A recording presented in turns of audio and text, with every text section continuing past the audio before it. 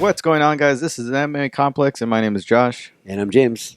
And it is July 31st, the end of July, episode 161. We're nearing our 4-year anniversary. You know that? September 1st is our 4-year anniversary. And we're about 20 episodes away from our 200th episode. Yeah. It's going to be, probably, I say by the end of the year, we'll be 200, maybe? Yeah. I think by the end of the year. Before. That's crazy. Maybe even before. It is crazy. Lot to cover this week, man. We just had dinner. Huh? We had some raviolis, drinking some michelada and some red cups. You know, I really love this beer. It's bomb, right? Yeah, it's so good. I find myself looking for it now. I know where to get it now, but the spicy one. We need a spicy one. Yeah. This is a Estrella Jalisco. It's brewed by Golden 8.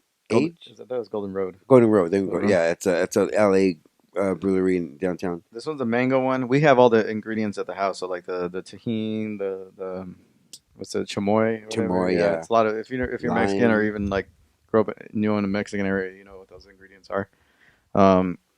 We have some lime in there. This is a mango one. Spicy piña, spicy pineapple. That one's the best one though.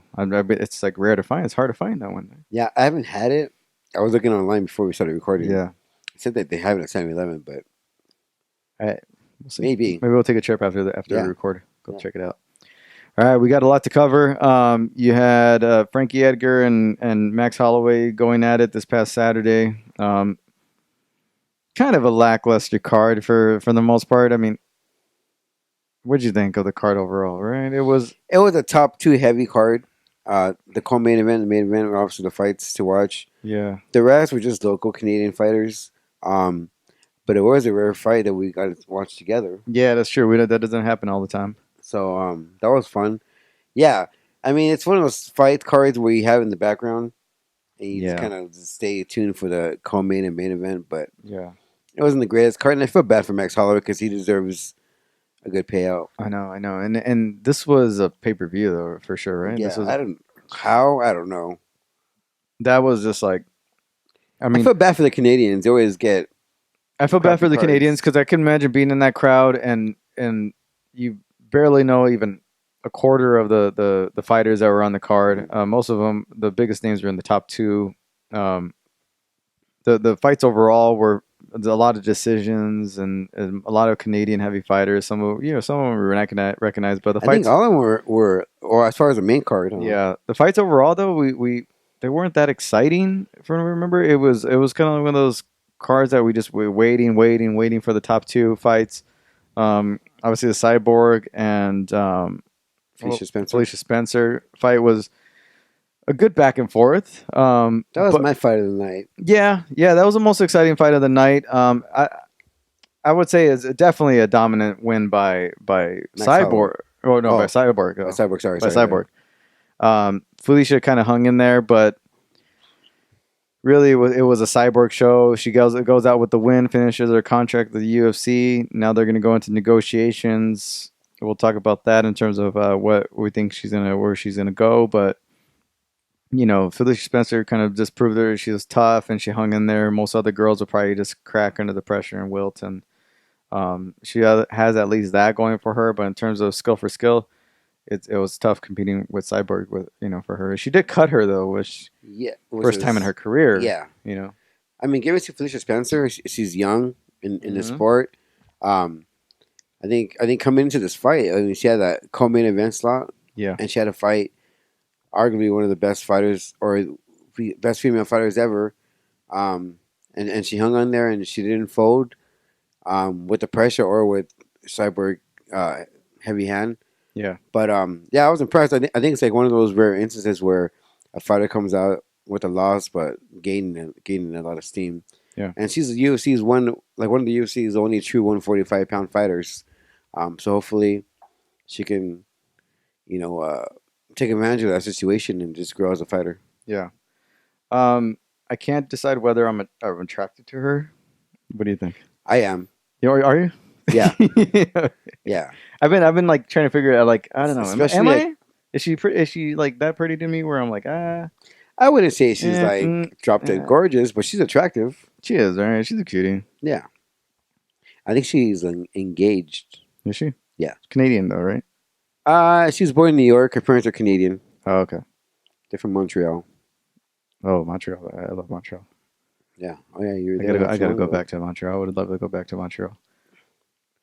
I want to go. I want to go to That's a Toronto. good one. Toronto. Visit Way and John. Yeah. Let's go knock on John's door. You throw He me probably, he out. probably won't even like answer the door. Yeah. Way though. Way though. Yeah. Way's a true homie. Yeah, with you, homie.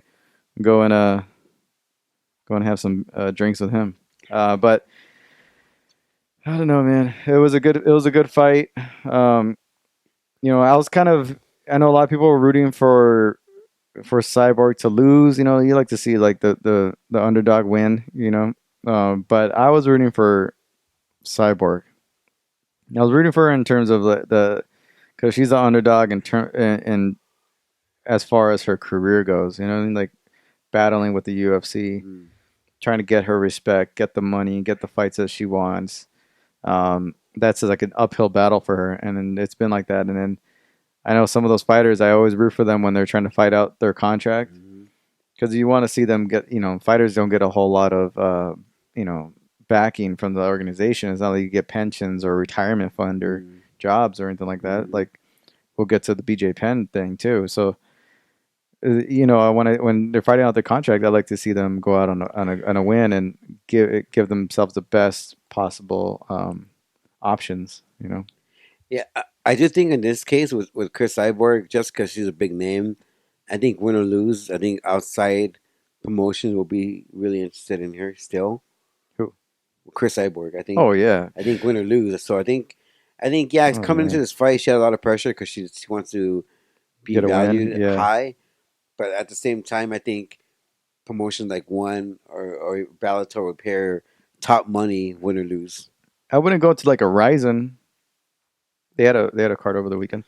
I wouldn't go to one of them because that would just be a bunch of freak show fights. And I mean, she could make some decent money on those freak show fights Yeah. and be treated like a queen in Japan. But I wouldn't go there.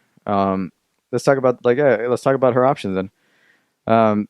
Cyborg bought out a contract. Now she's she wants that Amanda Nunes rematch. Obviously, it's for her legacy, for respect, and you want to avenge your first loss. Aside from that fight, there's not much for her in the UFC. Like they could probably throw her a Megan Anderson, and they could probably find another couple of girls to I throw mean, at that's the her. division right there. Just those two girls. Yeah, yeah. So there's not a whole lot for her in terms of a division, but how much does she really want to? How long does she really want to compete? She's 34 years old. Let's say she gets that Amanda Nunes fight towards at the end of the year. She'll probably take the rest of the year off, most likely. Um, by the time she has a Amanda Nunes fight and maybe the Megan Anderson fight or maybe some other 145er, she'll be 35 years old. Maybe they'll find somebody else to throw at her. Maybe they'll give her another 35er. And then, 37, 36, 37, and maybe, but in between fights, however long she takes in between fights, she gets put on a couple big cards with a couple big names. But is it really worth it? Especially with the whole pay-per-view model now. Nobody's going to see it. It doesn't hold as much weight anymore. Yeah, I mean, with her, You know? one of her complaints in the UFC is that she wants to fight 4 times a year at minimum. She says They can't do that for her, though. and because of a lack of a division, Mm-hmm. the fact that she can't cut to 135, so she can't have that another option to Yeah. get more fights. It's only 145 or nothing. Yeah. And I think that she said that she wants a public apology from Dana White and she wants to fight regularly. And I think it's kind of hard when the UFC featherweight division is pretty much non-existent. Yeah. Outside two girls. I think that her best bet is to fight outside the UFC. She wants a consistent fighting career on her second half of her career. I think, but at the same time, she wants that Nunes rematch. But I mean, is it really worth it to be? Because I'm afraid that I'm afraid that if she does sign like a 6-fight deal, she'll fire Amanda, win or lose, and I think the UFC will put her on the shelf for however long and not have her be active, and that's not what she wants. No. She'd be stuck in a contract for a very long time. The upsides are there's few like upsides and positives to a deal with the UFC. Positive, it's the UFC. It's the biggest organization. You get that Amanda Nunes rematch. You probably get on a couple of big cards. People know who you are. People probably see you a little bit more often. But that's if in terms of viewership. Nowadays, it's on ESPN sometimes. It's on ESPN plus most of the time. And since she's such a big name, she's going to be on those pay-per-view cards. So now she's got cable paywall. She's got a ESPN Plus paywall, and then she's got a pay-per-view paywall. That's 3 levels before you even get to see her fight. You know what I'm saying? So it's not. I think that whole viewership and the name value. It's yeah, the ESPN is going to promote it, but who's really going to watch it? Yeah, I think with Bellator you have A division. it's cable television, so everyone's going to watch it. Yeah. You don't have to worry about pay-per-view. So you got the viewership there. And I think a lot of people, and you've seen in Chris Cyborg's career, is that people follow him from Invicta all up to Bellator. People follow UFC. Yeah. So wherever she goes, I think her fan base is going to follow her no matter where she goes. So The casuals might die off. Yeah, but I think in the long run, she'll have the viewership that she wants. She'll have the money and sponsors, and she'll have an actual division where she can compete. And I think will be probably fairly dominant in whatever division she decides to go to. Yeah. The UFC, it's a name value and the Amanda Nunes rematch. That's basically it. But Of the organization. They're going to put it on the shelf, I feel. Negatives, viewership is not going to be there. The respect is not going to be there. The activity is not going to be there. Yeah. It's the money's probably not going to be as good, maybe.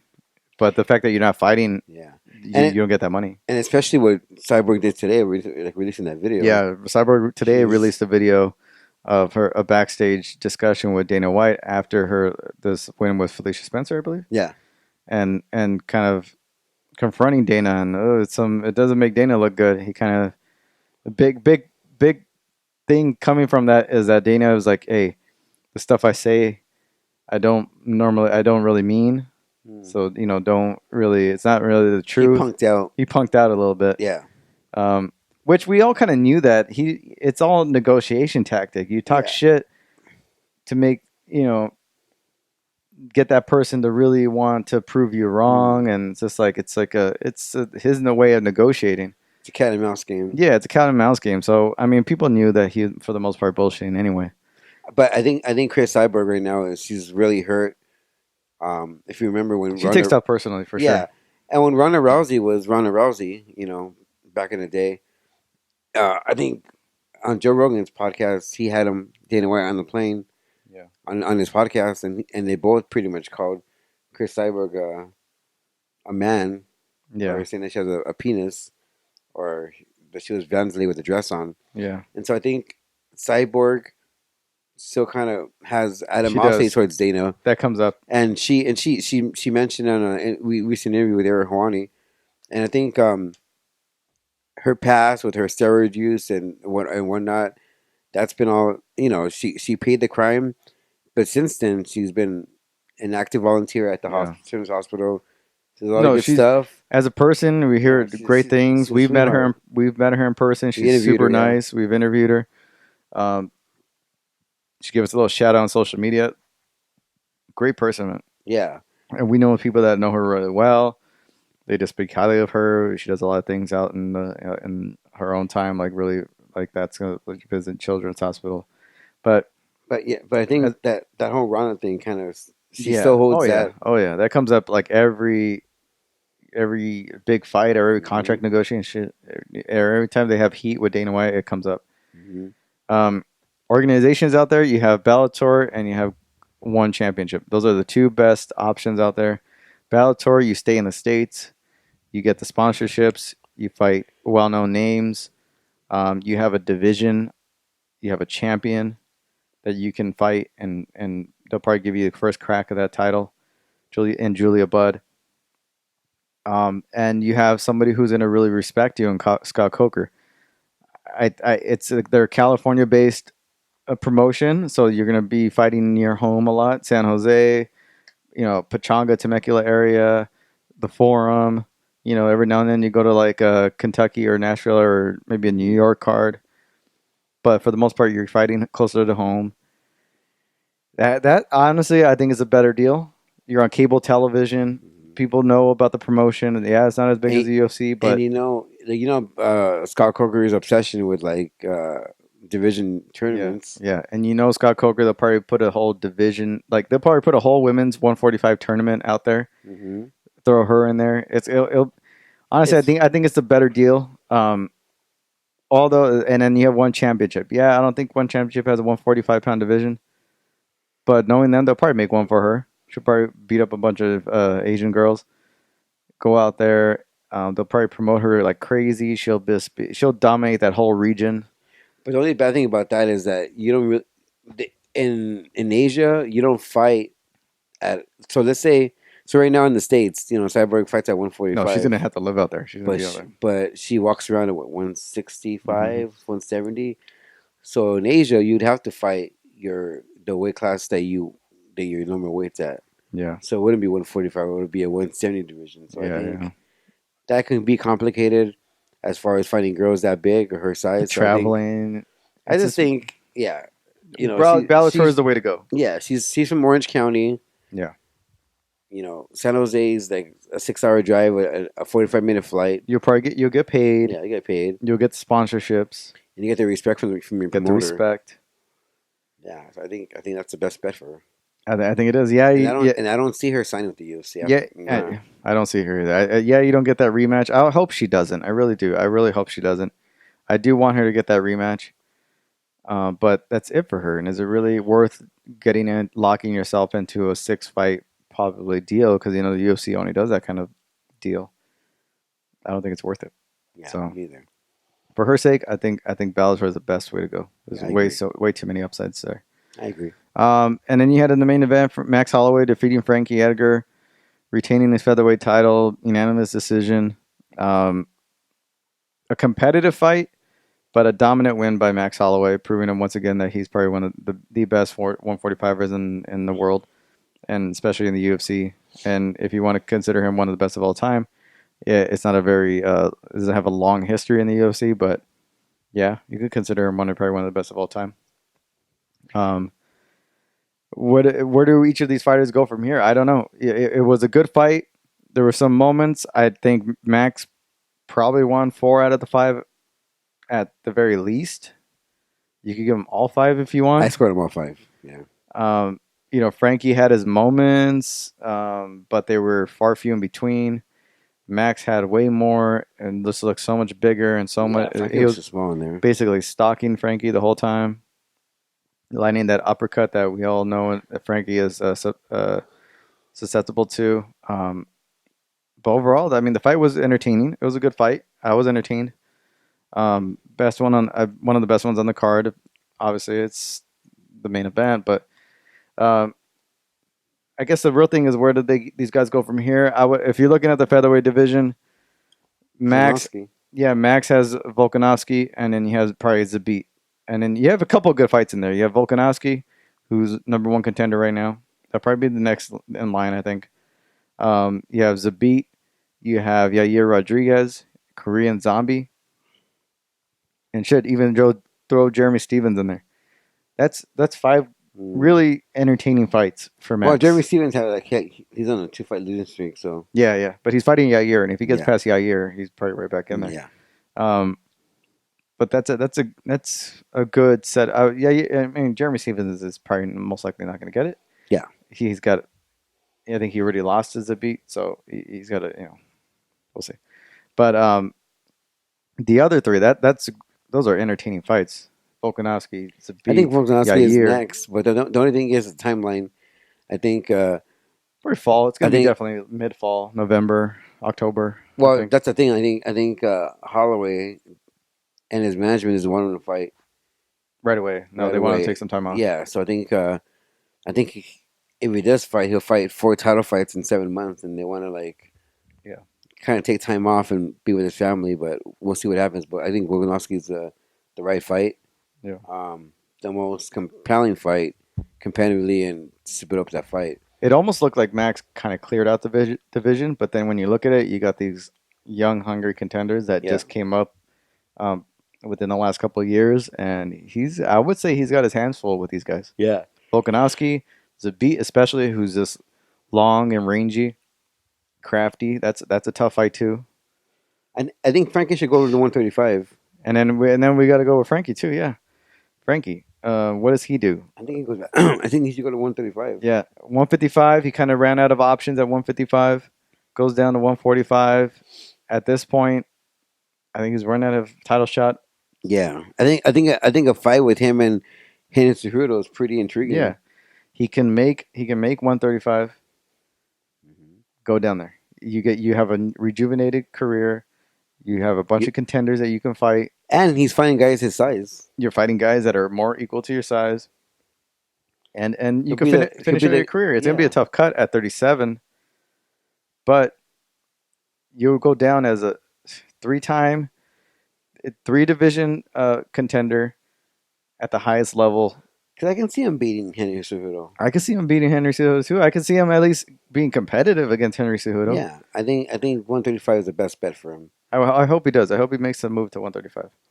That's for Frankie. That's the best option. If he stays at 145, he's just going to be another guy in the pack. He's not going to get a title shot anytime soon. And those 145 guys are big. Yeah, and they're dangerous right now. Yeah, a lot of them are dangerous. So I wouldn't. If I was him, obviously I'm just a commentator, I guess. Frankie, I think is 135 is his best option. I agree. And yeah, I think 135 is the best option for Frankie. There's not a whole lot left now. So for him, 135 is his best move. If he goes to 145, he's just going to finish out his career, picking up a win here and there, maybe a loss, but that's about it. He's just going to fade off into obscurity almost, and being that guy that the younger guys just make a name, make a launching pad stepping stone. Not that I see that being anytime soon, but because these top guys are so dangerous, a win over Frankie, I mean, it goes huge for you. Any other than them in the top 10. Yeah, I agree. So this is not worth it. Go to 135. Yeah, it's going to be a tough weight cut for him, but I don't think it's going to be that bad. I think he'd do it pretty easily, just frame wise, and I think he'll have a rejuvenated career. Probably get a few more years out of him. Get probably a couple more title shots. Fight top contenders, and then call it a day. Yeah. Max, we'll see what happens to him. We'll see. I think he probably makes his return probably October. Probably fights on the October card. Probably against Volkanovski. But they're talking about wanting to get him on that Whitaker and. Yeah, that's I was thinking about that fight. I don't think it's necessary. I think that's only 2 months away. Yeah, they don't need it. No, it's just. But they feel like they need a double title shot. I mean, 2 titles in the card to sell out the stadium. I think if they throw the money at him, I say he does it. But he doesn't want to do it because he doesn't want to fight that many times. His management is solely against it too. Yeah. Yeah, that does not. He has a new manager, by the way. It's not Brian anymore. No. You know who it is? I'm kind of glad. Yeah, that and the Volkanovski fight is not an easy fight right there. So you want all the time to prepare. You want to be mentally ready, physically ready. So, see how that goes. What else has happened in the news? BJ Penn. Given I know this topic has been talked a lot the past couple of days. I think everybody has made their comments on it at this point. My opinion is it's sad to see his decline get to this point. I thought at one point, the UFC would either step in or he would kind of, especially being so family oriented, be a little bit more smarter with his life and his career, and maybe be more entrepreneurial. And because he was while he was fighting, he had the clothing company, the website, a lot of stuff. So I figured at one point the gym. So it'd do more and more of that. Maybe even get into commentating. I always thought he would be a good talker. or even an analyst on like a Fox or now ESPN. I thought he would be good. Um, but at this point, 40, almost pretty much 40 years old, 7-fight losing streak, The longest in UFC the history. longest in UFC history, probably the most shots taken to the head in UFC history. Um, Buried in the undercards, and just a shell of his former self, and fighting out and inside the cage and outside the cage. Mm-hmm. Get into altercations, divorce, all this other stuff, or at least marital disputes and relationship issues, and it's just so much going on with him in his life. It looks like at this point, he's a little out of control, and you have UFC and Dana White not doing him any favors, other than delaying whatever may come. And it could get worse. It could get bad. Yeah. He can hurt himself. If they really deny him a fight and other organizations deny him a fight, who knows what he can do? He could hurt himself. He could hurt his family members. He could hurt other people. I mean, look at Benoit. Benoit had all Look at that Benoit. trauma in Look his at head Benoit. from all those chair shots that he took from the head, and he ended up committing suicide in his and killing his family, homicide, suicide. Not saying that happened with BJ Penn, but I mean, people don't want to say that stuff, but I think it's a real thing. Yeah. When you're dealing with a guy who with head trauma is a dangerous thing. Head trauma, and who only knew one thing in his life, and that is to fight, and that's going away, and he's having a hard time dealing with it. Well, like you look at like his shenanigans as of late, and I mean it's warning signs. Yeah, and he's not getting severely beat up. He's not getting knocked out, but he's just getting outclassed at every turn. He's getting hit a lot in the head. He's getting he's getting hit a lot. That's the thing. Yeah, I think like Dana White, urged Liddell and O'Gara to stop. I think he should do the same thing with BJ Penn. That's just he did, and then he came back. He came back, yeah. But Dana's responsible for letting him allow him to fight. This is Dana. This is Dana's doing. This is Dana's fault. Yeah. You can't put it on BJ and that he convinced you to just let him do it one more time. But to play devil's advocate, it was not the UFC, it's someone else. It's going to be somewhere else. It'll probably be like a Ryzen or shit. He'll probably even do some like hole in the wall promotion and just fight his the rest of his life if you want. I wish he had people that are not so much yes men, but to actually pull him aside and do something with him, because he's just leading a path to destruction. And he's got 2 kids, and it's weird. It's like you see all the stuff in the news about him. You see video footage. You hear stories about him getting into fights in bars. I heard one where he was confronted by a bunch of guys, and one of them sucker punched him, and then hit BJ's Penn's guys, and they all got into a big brawl. And then you had another one where we had this recent one of video footage of him at a strip club, and kind of on top of a bouncer. And then you had another one of like just like a machete to one of his neighbors. You have other stories of drug abuse and stuff going on with his ex. Crazy shit. And then you see him on Instagram, and there's like just photos of him and his kids at like some carnival. It's like, like you would think that his kids will probably be his one area where he's gonna look at them and say, "I don't want to fight," but he's just addicted to the lifestyle of a fighter. Yeah. You're 40 years old. You have two near teenage kids. They're probably like close to 10 or 11, most of them. And then you have a career that's in the toilet. The respect is barely even there anymore. Yeah. It's hanging. And I, God forbid this ever happening, but if someone's gonna, is this gonna be a person that dies in the UFC first over something like head trauma, is gonna be BJ Penn, whether it be in the cage or outside the cage. Yeah, he's probably gonna be the first person in MMA. Yeah, I see more likely probably be something outside of the cage. Yeah. Inside, he's always been pretty good about weight cutting, and that's, I think, with the deaths in combat sports, a lot of it is attributed to weight cutting. Outside of the cage, it's who knows, man. One bar fight, someone pulls a gun on him. Yeah. Um, another, he pulls a gun on somebody else, goes to jail. He Jeez. does something to himself. All that's very likely, and there's a bunch of warning signs for that. Why the Yeah. UFC hasn't really stepped in to give him medical attention, a pension, a job. This is the world of combat sports. It's a kind of a free for all. It's every man for himself. It's yeah, this is the nature of the sport, and it's sad, but But that's for why someone it's a fighters too. It's fighters' Yeah. fault because they haven't unionized. They haven't gotten together. They that's haven't. never gonna happen. It's never, and shit like this happens because of it. I mean, him and Jens Pover pretty much made the lightweight division, and Yeah. I think because of what he brought to the sport, I think Dennis should take care of him in some capacity. Maybe he's offered, but denied him. Turned it down.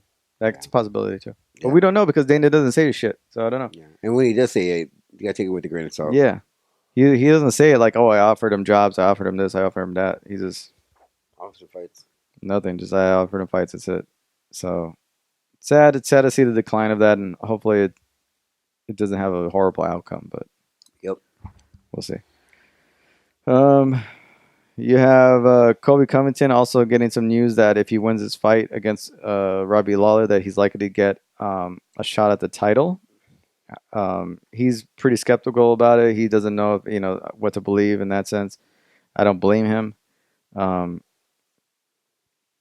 What do you think the chances are of him really getting the title shot and believing what? I believe because it. it's a welterweight race right now. You have Edwards, Masvidal, Colby Covington, Kamaru Usman, who's a champ, hmm and probably Robbie Lawler. I would say Ben Askren is somewhat hanging around there too. I think Ben Askren goes down after that vicious knockout. Oh yeah. But I think he does get it if he wins. But I think the only way he doesn't get every fight, it's a boring fight, and he gets booed out of the building because of it. Yeah. Then I think that's gonna be a blessing in disguise for Masvidal. I say Leon Edwards and Masvidal should fight each other, Yeah. and I think Covington should get the next title shot in New York. New York needs a big main event, and I think those two guys and that build up will be gigantic, and then have Edwards and Edwards Masvidal and go for a Masvidal number fight one it out. contender. Yeah. Yeah, I can see that. I don't see a Masvidal Connor fight happening. I don't No. see that. No. But yeah, I see that's the most likely outcome. It all depends on Colby, his performance. It does. Yeah. His performance on Saturday really is going to be the deciding factor in if he gets a title shot or not. And we all know that he asked Kurt Angle to use his theme song, so it'll be even awesome if I hope he Kurt does. Angle gives him that blessing, because he's the All-American boy. Yeah, He's a Trump supporter. He he tried to get Trump to this fight. Yeah, he's the ultimate heel, and I think people would love to cheer "You Suck" Yeah. at him, and he wants that as well. So that'd be kind of cool to see. Let's get to that card. Let's go and talk about this card a little bit. Not a whole lot to the card. We have another kind of card where we're just it's just a main filler. event. It's just a filler in between 241. It's probably Yeah. like all those guys who need fights before the year ends. It's just like we have a bunch of guys that need fights. Put them in a card, and then we try to get one solid main event. Yeah. And then try to sell it to the people. Luckily, this is on ESPN. Yeah. Not a pay-per-view. Yeah. But like most of the people on this card, like Maria. Honestly, I like the Mara Morero Barella. She's a cutie. I know who she is. She's fighting Lauren Murphy. Antonia Shevchenko's sister, is fighting. Claudio Silva, who's been on the show, he's fighting. Going back off of victory. Mickey Gall is in the main event of the prelims against Salim Tahori. The main card, Scott Holtzman. You have Trevin Giles, who was on the show before. Aside from that, I'm not familiar with any of these names. Clay Guida versus Jim Miller in a veteran main event or co-main event. Decent. I mean, I'd watch it. I'm sure a lot of these are actually probably going to be entertaining, probably even more entertaining than the Canadian card. Yeah. But we'll go Clay Guida, Jim Miller. Highlight of the career fight. Two guys that are still hanging around doing the thing. What do you think? I'm gonna go with Jim Miller. Jim Miller. I'll probably go Jim Miller too. I think he's got more tools in his toolkit. And I think he probably gets it by decision. Yeah. Yeah. Colby Covington, Colby Covington, Robbie Lawler. Main event, welterweight, number one contender fight, at least for Colby. What do you think? What do you got? I'm gonna go on a long shot. I'm gonna pick Robbie Lawler. You pick Robbie Lawler? Not a bad. I mean, he's looked great, man. Probably looks rejuvenated. Looks in the best shape he's ever been in. Just because it was knockout power and his wrestling takedown defense is really good. I like Colby. I'm gonna go Colby on this one. I think his ability to put it together and to just put the pressure on, especially how he handled who did he fight? Dos Anjos? Was it Dos Anjos? Mm-hmm. Just the way he fought him, I see him fighting Lawler. Just like dirty boxing him. Yeah, as long as he can avoid the big shots, which is very hard to do. I see him getting the decision. Robbie's really hard to take down, but we'll see what happens. Yeah. You had the Contender Series last night. A lot of solid knockouts in that. One of the girls on there, who is, let me see if she's on here. God, I forgot her name. Never mind. Dime. If you don't have her on Instagram, I'll give you her name right now. Follow her on Instagram. She's friends with what's her freaking name? The other UFC girl that everybody loves. Not Paige Van Zandt. Rachel Ostovich. Okay. Yeah, she's I don't have Instagram, so you guys probably show me. She's best friends with Rachel Ostovich. It seems like. Yeah. What's her name? Tracy Cortez. I'm a fan. I've been a fan, and I didn't even know she was gonna be on the Contender Series. Oh, good. And she got a victory. It looks like she's picking up a win. But follow her on Instagram, Tracy Cortez. You have LFA this weekend, Access TV. That's on the 2nd. I think that's Friday. And then you have One Championship 99, Dawn of Heroes. This is in Manila, Philippines. This is on Friday, I think, for them. I think Thursday night for us. Is Martin Nguyen defending his featherweight title against Kiyomi Matsushima. That's in the main event. Martin Nguyen's been on the show before. And then you got the return of Eddie Alvarez against Edward Foilong in the lightweight Grand Prix. This is a big fight. This is not another. It's another not easy fight for Eddie Alvarez. Edward Foilong is probably one of their top guys, and Eddie is looking to make a comeback after his debut loss. Edward Foilong is no joke. 21-7. This guy is like, he's a big. Where's he from? He's from, I think he's from the Philippines.